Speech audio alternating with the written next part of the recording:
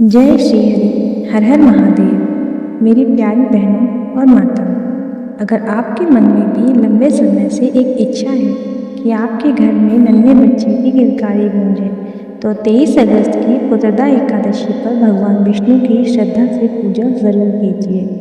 पुत्रदा एकादशी को संतान सुख की कामना से जुड़ी महत्वपूर्ण एकादशी माना जाता है, इसलिए इस दिन अपनी मनोकामना श्री हरि के चरणों में जरूर रखिए।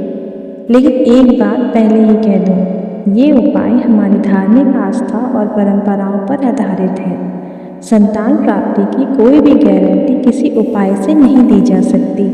अगर गर्भ धारण में परेशानी आ रही है तो डॉक्टर की सलाह लेना ज़रूरी है। तो चलिए जानते हैं इस दिन आपको क्या करना है। सबसे पहले सुबह जल्दी उठिए, स्नान करके घर की साफ सफाई कीजिए और साफ सुथरे कपड़े पहनिए।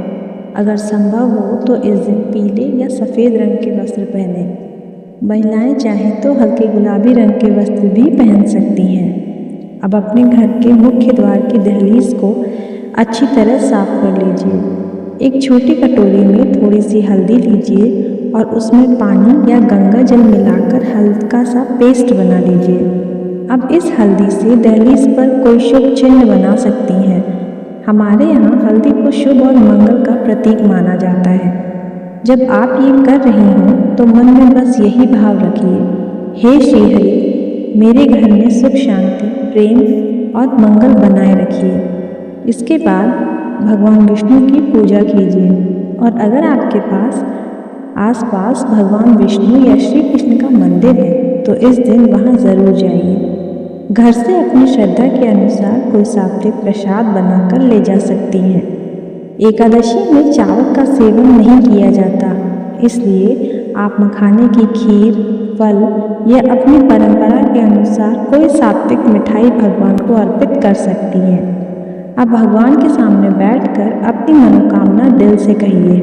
आप कह सकती हैं, हे नारायण, मेरे जीवन में यदि संतान सुख का योग है तो अपनी कृपा से मुझे स्वस्थ, सुखी और संस्कारी संतान का आशीर्वाद दीजिए।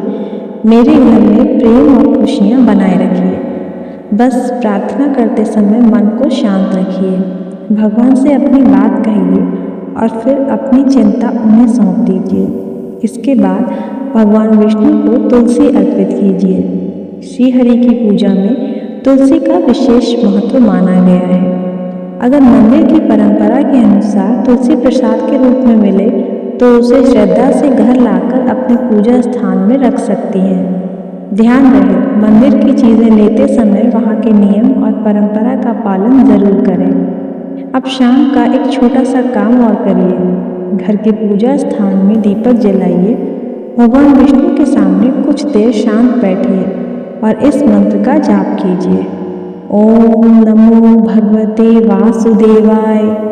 जितनी बार कर सकें श्रद्धा से करें। और अगर आपका मन बहुत परेशान रहता है तो इस दिन कुछ समय अपने पति के साथ भी शांतिपूर्वक भगवान का स्मरण करें, क्योंकि संतान सुख की प्रार्थना के साथ साथ घर में आपसी प्रेम, सम्मान और शांति भी बहुत ज़रूरी है।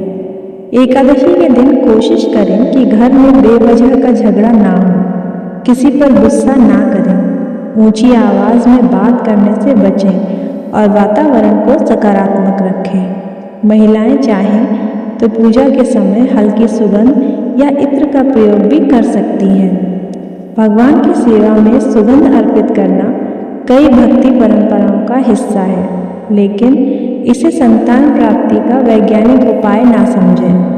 और मेरी बहनों, अगर आप काफ़ी समय से गर्भ धारण की कोशिश कर रही हैं और सफलता नहीं मिल रही है तो भगवान पर विश्वास रखने के साथ साथ किसी विशेष डॉक्टर से सलाह ज़रूर लें, क्योंकि भक्ति हमें हिम्मत देती है और सही चिकित्सा हमारी मदद कर सकती है। इस पुत्रदा एकादशी पर भगवान से सिर्फ अपनी इच्छा मत मांगिए, उनसे ये भी कहिए कि हे श्री हरि, जो मेरे और मेरे परिवार के लिए सबसे शुभ हो वही मुझे प्रदान कीजिए। यही सच्ची श्रद्धा है। अगर आपके मन में भी संतान सुख की मनोकामना है तो अपनी कोई निजी जानकारी कमेंट में लिखने की ज़रूरत नहीं है, बस श्रद्धा से लिखिए, ओम नमो भगवते वासुदेवाय और इस वीडियो को उस बहन तक ज़रूर पहुंचाइए जिसे इस समय थोड़ी सी उम्मीद, थोड़ी सी हिम्मत और भगवान के नाम की ज़रूरत है। अगर आपको ये जानकारी अच्छी लगी हो तो वीडियो को लाइक कर दीजिए। गरिमा सनातन भक्ति को सब्सक्राइब ज़रूर करें। ऐसे ही सनातन धर्म, व्रत, पूजा पाठ और धार्मिक जानकारी के लिए हमारे साथ जुड़े रहिए।